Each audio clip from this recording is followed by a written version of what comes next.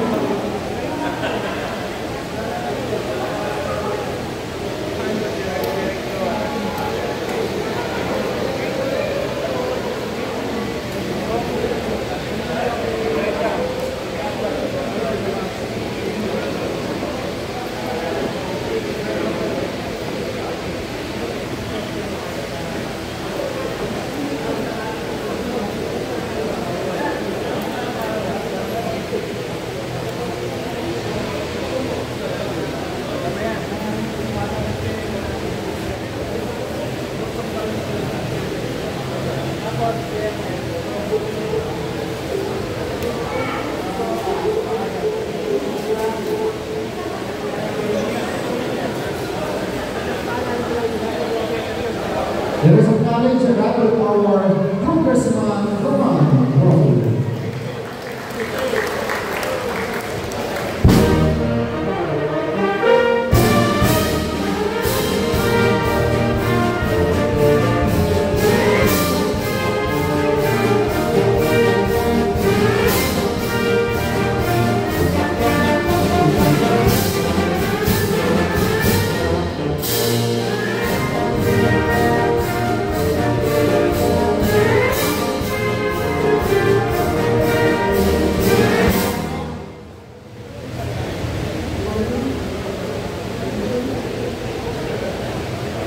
Magandang umaga po sa ating lahat at narito po tayo ngayong umaga para po sa inauguration ng improvement ng sidewalk and drainage dito sa Angeles Street, Barangay Santo Tomas.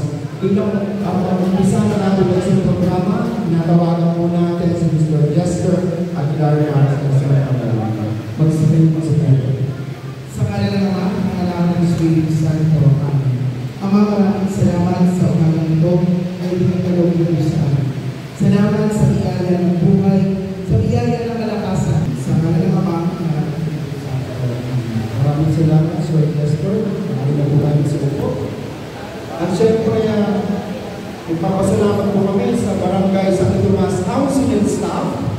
At syempre, kasama rin po natin ngayon ng lahat ng Homeowners Association ng Barangay Santo Tomas, ang Senior Citizens Association, ang ating mga Cyber Guardians Teams ng Barangay Santo Tomas, at syempre kasama rin po natin ang mga Rizal High School students sa kanilang immersion program.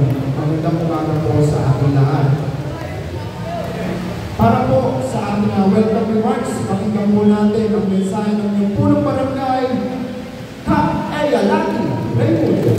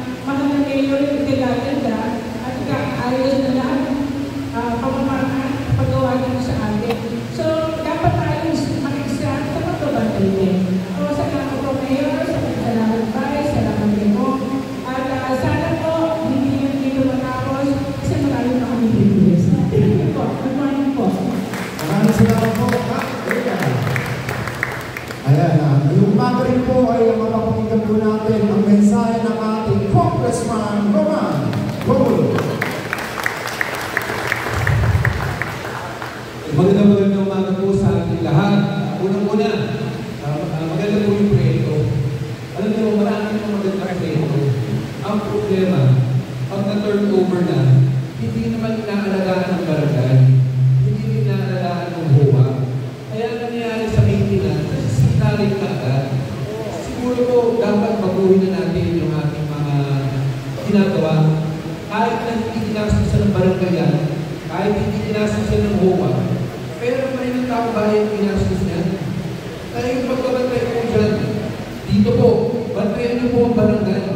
Baka kasi gawin naman po nila pagkatapos nyo, ang building na ito. Sa totoo po, kung hindi yung pinumontohan ng sino, baka wala na. Pero hindi ba dapat tulungan?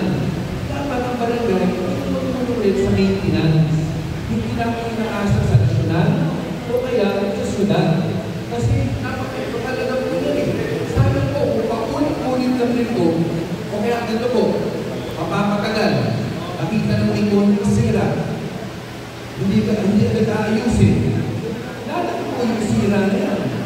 Pag lumaki yung sira na yan, yung dating 2 piso lang para ayusin yan, maging 10 piso yan. Ito na di, sinan pa tayo po. Kayo po. Kayo yung kaso po sa ng babae mo. Kaya bago tayo tumingin sa iba, tingnan rin po natin yung ating sarili.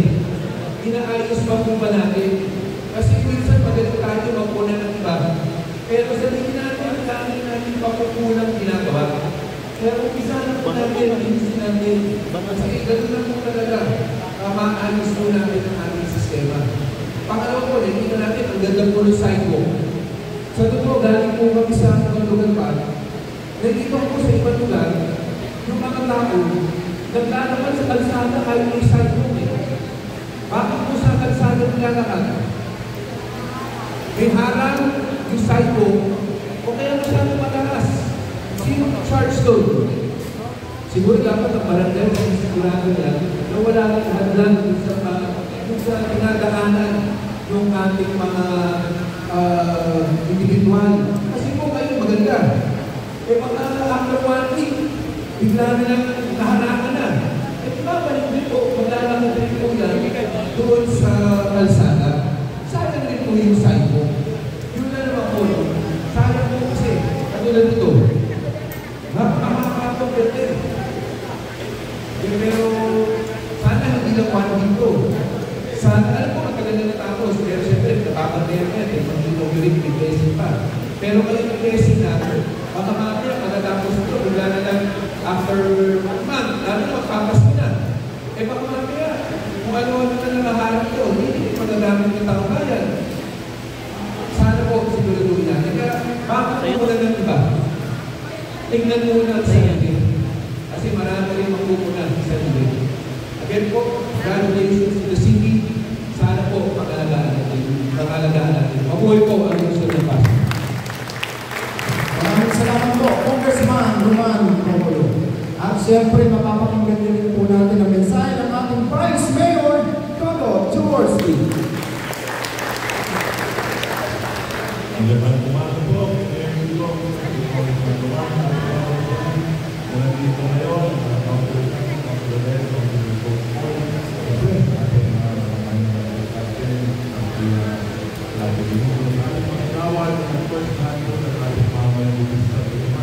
congratulations sa inyong sidewalk and drainage system. Alam nyo, part po ng program ng city ko, yung training po ng ating sidewalk at saka drainage. Hindi po nyo nalaman, maraming yung training ng mga sidewalk natin, talagang yung mataasan, di ba, makakulang. Kaya kung talagang magbaba, hindi talagang invest din natin mga sidewalk.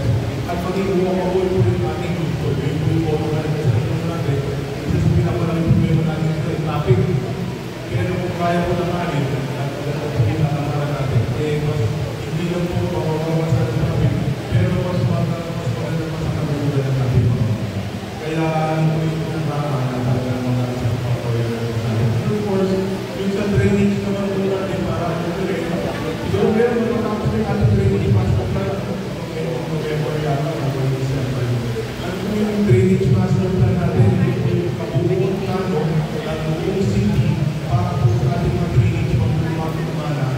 ating mga kanal at yung mga sizes po ng ating drainage system. Pag natapos po ito, yun po magiging para plano natin ang susundin para maayos na natanggal natin yung ating mga drainage dito po sa ating mundo. But anyway, ito mga programa natin ito, ulitin po namin, kung sinabi ko, may pera ng mga hindi po pera namin ito. Makikiusap na kami ulit sa ating mga bayan, makakalaman po natin talaga. Sa ating mga kabataan, makapawin po tayo para sa usapan. Manood po kayo ng matang pagpabilin ng candy sa sari-sari. Pag kumuha ng candy, kumuha ng candy sa tinatapos nyo. Diretso sa inyo. So bilang mga magulang, bilang mga mamamayan, umaasan, mapapakita natin ang ating komunidad. May responsibilidad pa tayo na turuan natin yung ating mga anak. Kamali po yun. Kamali yun at kailangan bata pa lang, ilagay na sila sa isip nila na meron silang dapat makibat. Ang pagkaya ay makikita sa uling paligid. At dahil pag tayo yung natapos basura, para tayo din po ang ginagawa. Kaya sana yun ang pakikita sa atin, alagaan po natin ito, malatingin natin nalilisan, at papatin po rin natin pangin, nakita mo, ang ganda naman ng TV. Ngayon, kumano sa City yan, so sana magamit ng mga taga-barangay sa Tomas ang inyong bagong team para maging mas maayos ang ating kalusugan. Anyway, congratulations po sa ating lahat. Maraming salamat po, Vice Mayor Gordo Jaworski. At syempre, huwag na natin patagalin ang mensahe ng ating punong lungsod, Mayor Vico Soto. Magandang umaga, Barangay Santo Tomas. Kamusta po namin lahat? Maraming salamat po sa inyo at nilabutin po natin. Nandito na tayo sa loob. Magkaroon ng konting ceremony, kasi baka biglang umulan. Kaya nga nasabi ni Corona kanina, baka hindi rin tayo makaharap sa daan. Mas mabuti na rin po na dito tayo, saktong-sakto ang ating venue. Ating Congressman naman, Vice Mayor Lolo, sa mga konsyal, si David, konsyal Volta, the early konsyal sa Ewan Tatlo, siyempre ang ating chairman, Eric Gonzalez, at ang inyong kabarangay, si Coach Paul, si Roda, at the latest, konsyal Ibo. Sa mga kagawad, mga officials sa staff, mga ni Kapilya, maraming salamat sa welcome sa amin sa inyong barangay at dito sa ating golden purpose. Tuwang-tuwa ko ako, hindi lang tayo sa bago nating sidewalk at training, kundi pati sa bago nating gym. Congratulations! Opo, nakikita natin, nagagamit talaga ng tama ang ating puno, pati yung financial aid kung sa barangay.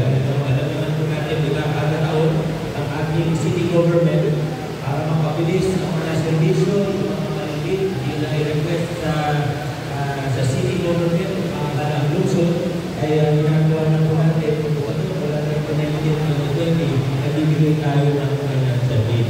Ngayon, depende sa barangay, hindi na already, 4 to 6 million, depende sila ng barangay, mas kasama-sama na yan ng small barangay. So, 3 million po ito.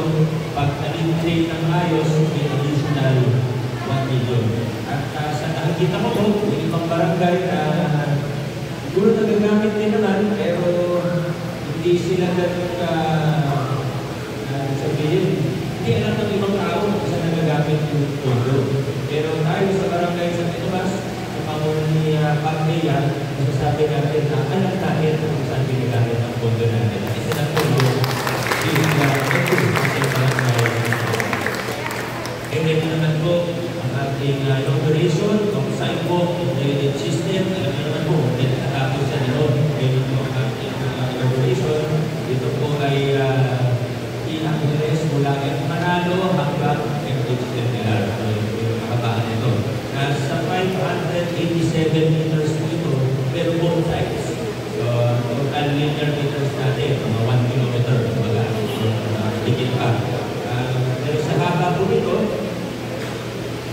alam ko, hindi talaga, alam natin lahat,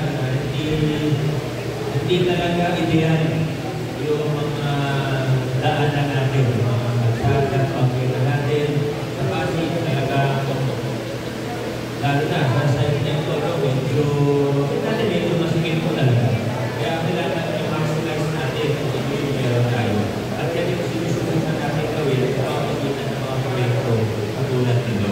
Kaya ito po, para sa kaalaman ng lahat, ang contract amount po namin dito ay nasa 7.8 million at sinubat po ninyo yan, hindi po, ano talaga yung iwakay po, sulit na sulit dahil po ng lungsod ng party sa mga pinapagawa po natin. Nakwento po naman sa inyo na dati kung ano yung mga pagbabago yung naman natin sa mga proseso, kaya sigurado tayo sa mga pinapagawa natin. Pero pagkasalamat din po ako sa ating mga mamamayan na aktibong tumutulong. Barangay officials, Pagkatana, Pagawad, sa ating mga OWA. Dahil sa totoo, at sa pagpapagawa, kailangan talaga ng tulong. Kailangan talaga magtulungan tayo. Pati sa pag-monitor ng mga pinapagawa natin. Diba? Saan man nanggaling yung photo? Galing man yan sa nasyonal, sa lungsod, sa barangay. Pareho naman yung photo natin. Hindi naman importante kung saan nanggaling. Importante. Photo natin ito, proyekto natin ito bilang mga mamamayan, bilang mga taxpayers. Kaya importante din na nagtutulungan tayo sa monitoring ng pagpapagawa, monitoring at tulungan para sa maintenance at lahat ng iba pa.